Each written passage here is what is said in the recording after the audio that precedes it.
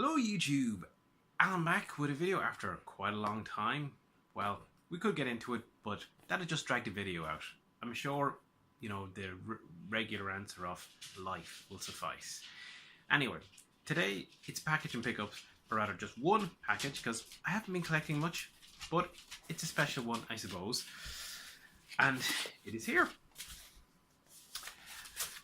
I've obviously taken it out of the box, but haven't unwrapped it.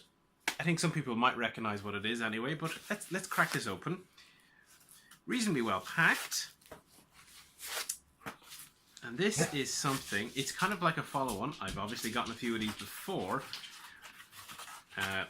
We'll clear these out of the way. I don't know if these are recyclable or not. Probably not, unfortunately. So we have just another sleeve. And we are out.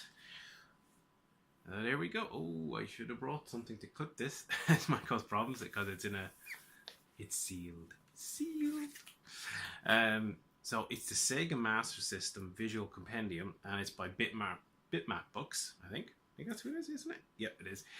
So if you've watched this channel before, you've probably seen I got the NES and the Super Nintendo equivalent book, and they're both great books. So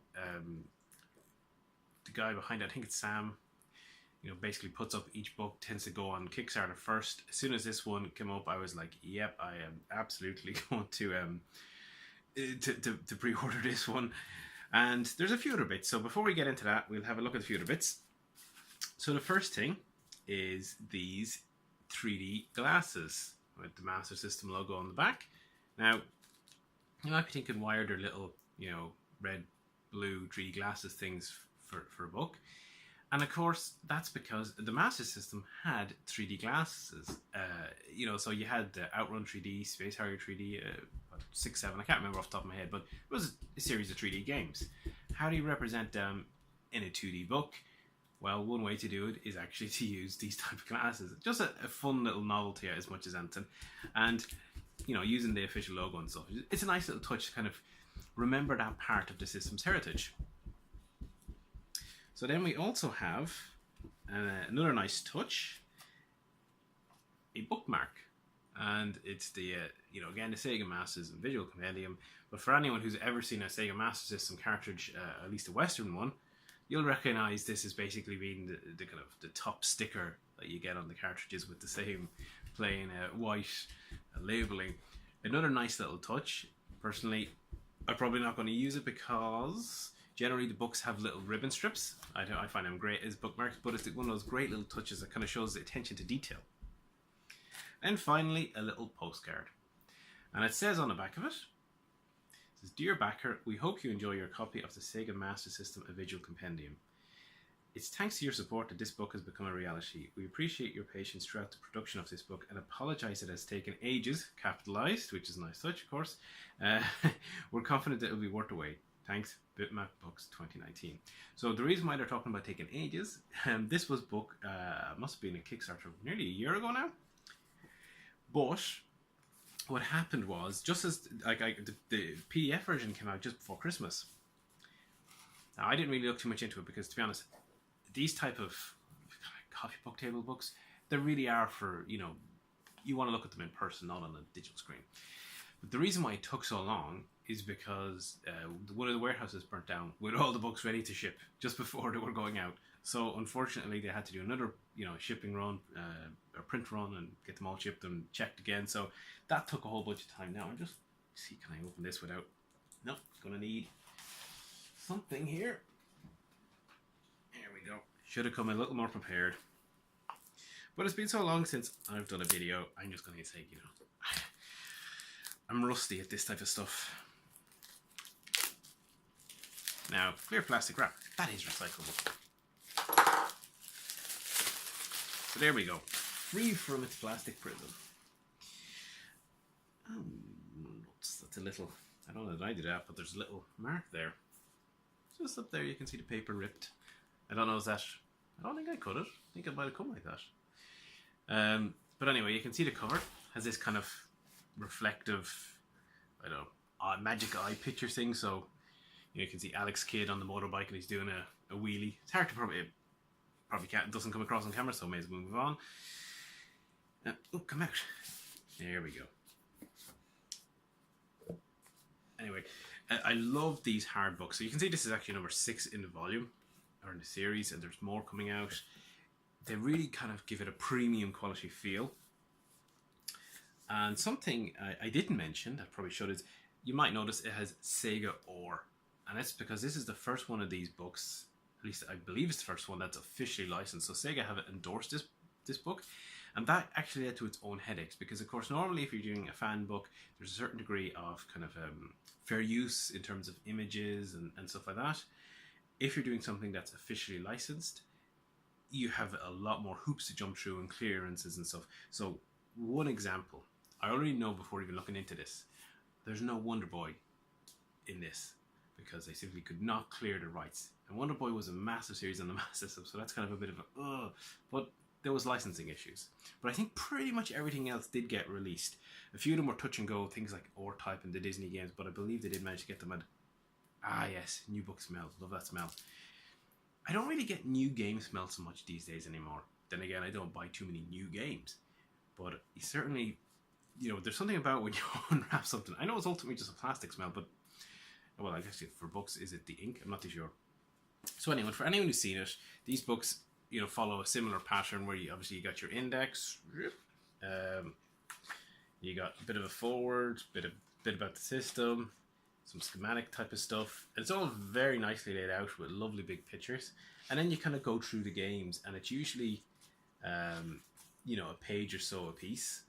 A few bits. This one looks like about I'm not too sure what this is actually. Then you get these type of spread pages. Hard to get on camera. I'm not too sure how much that's seen. So they spread out, and that obviously Alex Kidd is a primary candidate for getting that type of spread. We flip through some more. Fantasy Zone, another great game. Ghost House. That's an interesting one. The Ninja. Now this is an interesting one because there's the Ninja. And there's a Ninja. And that one is by me. So I actually did that one there. That's my review of the Ninja. It's a great game, and if you had asked me before I started building up my Master System collection, would I have picked the Ninja as a game, I would have said no, because I got it years and years ago in like a charity shop or something like that, and I got it for something like 50 pence, and this was way after the Master System was relevant, way after I had gotten the Mega Drive. I think I had an N64 at the time, so that tells you how late it was when I got the Ninja. I played a little. I actually got Land of Illusion at the same time. I thought Land of Illusion was a better game than the Ninja, and maybe it kind of is in a kind of a more traditional 2D platform adventure type of experience, if that's what you're looking for.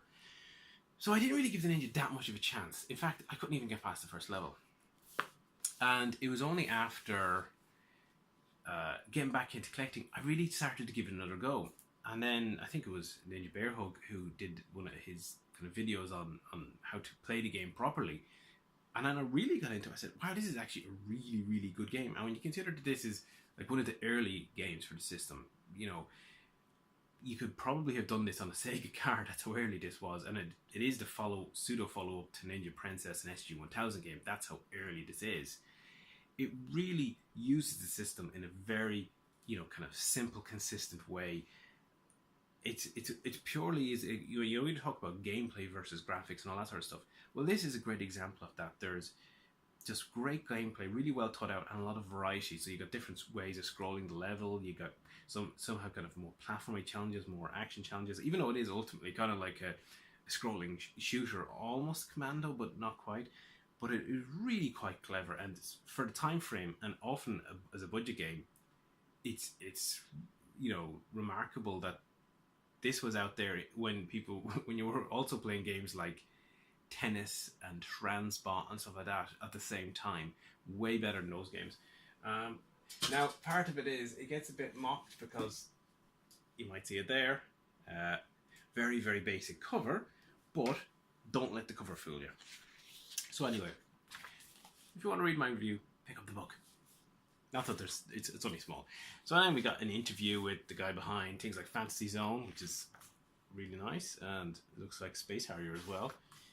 bit about some of the hardware, some more, different games. Snail Maze, the original hidden game. Space Harrier again. Space Harrier, I've never been the biggest fan, but it certainly is visually interesting. Spice vs. Vi, another game. Tony loves Spy vs. Vi, I think, but I could never get into Spy vs. Vi. Oh, speaking of tennis, Super Tennis. I don't know if people like this or not, but Super Tennis was never my cup of tea. World Grand Prix. What is this? Oh, Astro Warrior. Astro Warrior is a pretty good early game as well. Actually, given some of the early games got re-released multiple times, this one kind of overlooked in my opinion. Afterburner. Another beauty shot. Great soccer. Played a fair bit of that back in the day, but not the best.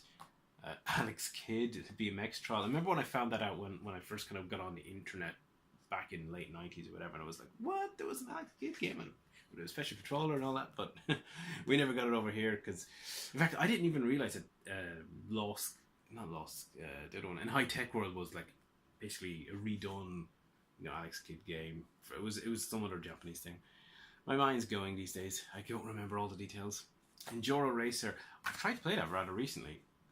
It seems simple, and yet I just could not get it. I couldn't get the wheelies quite, optimized.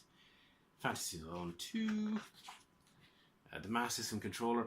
This is one of the big flaws, frankly, of the system. The controller, the D-pads, I've only ever had D-pads break on one system, it's the Master System. And it doesn't have a pause button on the controller, it has it on the system. Not great. So, Kung Fu, Flicking Fantasy Star, another good one. Interview with Mark Cerny. And that's on 3D development. Thanks, Ash. Had to interlude there. Now these, I don't know if it would make it. You see the symbol up there, 3D glasses. So this is one of the 3D games where you got to use the glasses for. And there's another page of it. Missile Defense 3D. Missile Defense 3D is actually really interesting as a game because it uses the 3D glasses and the light phaser. The only game that does that. And I actually have played that one. It's quite good. And there we are. There's the rather cool, rather 80s looking 3D glasses. They are so small. They're clearly meant for kids. I actually had to get a modern equivalent when I was playing those games because the glasses aren't that cheap. And I got them when they were probably cheaper than they are now, fully boxed. But they break very easy at the hinges, so I wasn't putting them on adult head to break them after that. Especially when you can get PC equivalents for like 15 quid. Outrun, I love Outrun, that's a great port. Magical Sound Shower. Pingualand, another kind of nice action puzzle game. Quartet, game I played rather recently, pretty hard. Rocky, pretty bad. Actually, that just shows you, like, I'm surprised I got the license for that.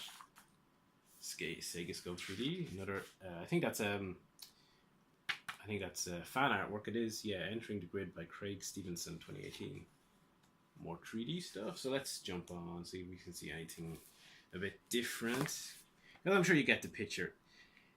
It's one of those things, as I said, because it's a lot of artwork. Oh yeah, the Sega Sports Pad. That is not a good controller. In fact, unfortunately, a lot of the controllers from Master System aren't great. Like, I mean, I actually play with the Mega Drive controller, except for the few games that you cannot use the Mega Drive controller for.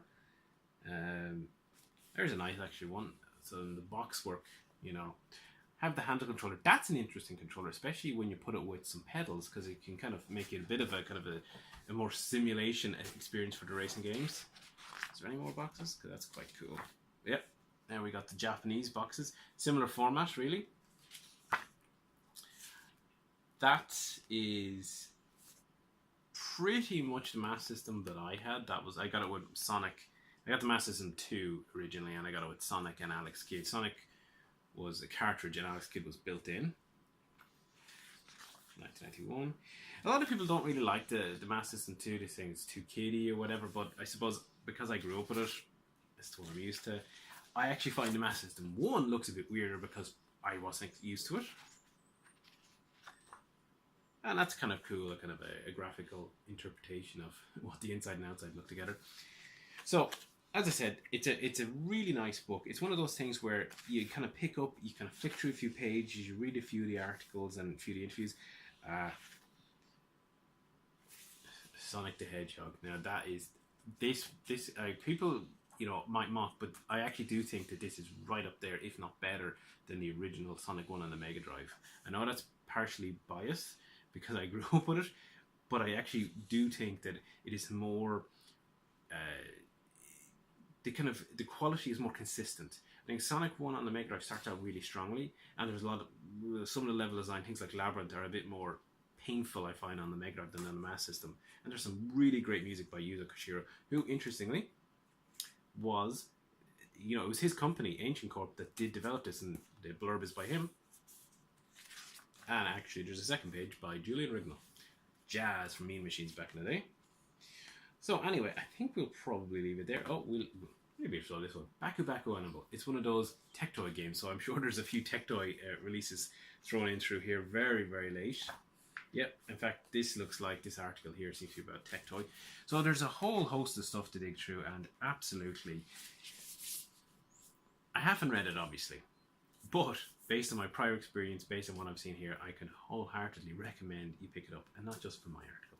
And yeah, there's the blue and red little ribbons, really handy for bookmark and flick through. So if you're looking for a gift for the Sega fan in your life, or if you're looking for something just a kind of a light read now and again, I can't recommend these enough. Anyway, so there we go.